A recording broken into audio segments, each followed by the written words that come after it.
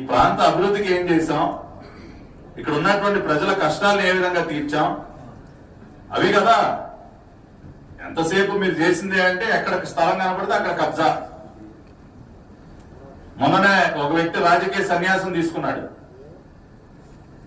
గతంలో ఈ ప్రాంతానికి నేనే ముఖ్యమంత్రి, ఉత్తరాంధ్ర ముఖ్యమంత్రి అంటే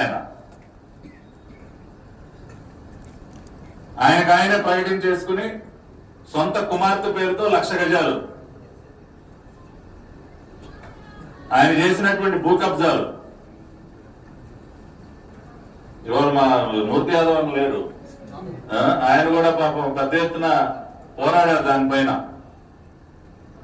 అంటే ఇవాళ వైసీపీ నాయకులు ఎవరైనా సరే విశాఖ నగరానికి, ఉత్తరాంధ్ర ప్రాంతానికి ఏం చేశారా అని ఒకసారి ఆలోచిస్తే భూ కబ్జాలు, లూటీలు, దోపిడీలు, బ్లాక్ మెయిలింగ్లు తప్పితే ఏమీ లేదు. ఇవాళ అందుకనే ప్రజలు అంత పెద్ద ఎత్తున తిరగబడి వాళ్ళకి తగిన బుద్ధి చెప్పారు. ఇంకా కూడా సిగ్గు లేకుండా నాకు కుర్చీ కావాలి, ఎంతసేపు కుర్చీయే. తండ్రి పార్థివ దేహాన్ని పక్కన పెట్టుకుని ఆ రోజున కుర్చీ కోసమే పాకులాడాడు. పాదయాత్రలో ఇంటింటికి వెళ్ళి కుర్చీ కుర్చీ కుర్చీ అని తిరిగాడు. ఇవాళ మళ్ళీ ఇంకో కుర్చీ కావాలంట ఆయనకి.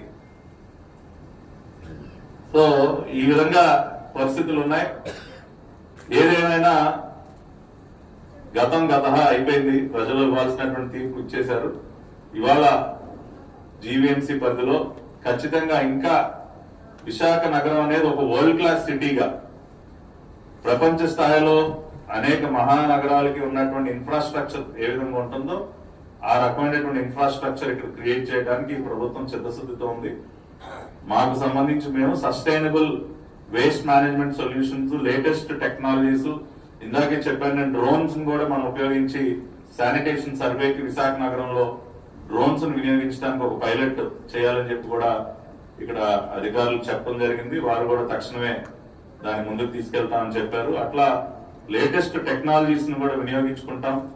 అదేవిధంగా ఇక్కడ ఉన్నటువంటి కమాండ్ కంట్రోల్ సెంటర్ ఏదైతే డేటా క్యాప్చరింగ్ ఏదైతే ఉందో దాన్ని ఇంకా మెరుగుపరుచుకుని రాష్ట్ర స్థాయిలో మాకున్నటువంటి డేటా సెంటర్ తో ఇంటిగ్రేట్ చేసుకుని కమాండ్ కంట్రోల్ సెంటర్ తో ప్రతినిత్యం మానిటర్ చేసి ఇక్కడ 100% full proof waste management systems ఉండే విధంగా స్వచ్ఛాంధ్ర కార్పొరేషన్ పనిచేస్తుందని చెప్పి తెలియజేస్తూ, మరి ఇటువంటి రివ్యూస్ పీరియాడిక్ గా మేము చేస్తాం. అదేవిధంగా ఇక్కడికి వచ్చినటువంటి ప్రజాప్రతినిధులు అందరూ కూడా వారికి ఉన్నటువంటి ఇంకా అనేక ఇష్యూస్ ని మా దృష్టికి తీసుకురావడం జరిగింది. మరి భవిష్యత్తులో ఒకసారి మళ్ళీ ఇవాళ గౌరవ శాసనసభ్యులు అందరూ కూడా అసెంబ్లీ సమావేశాల్లో ఉన్నారు కాబట్టి మళ్ళీ ఒక 2 నెలల తర్వాత మళ్ళీ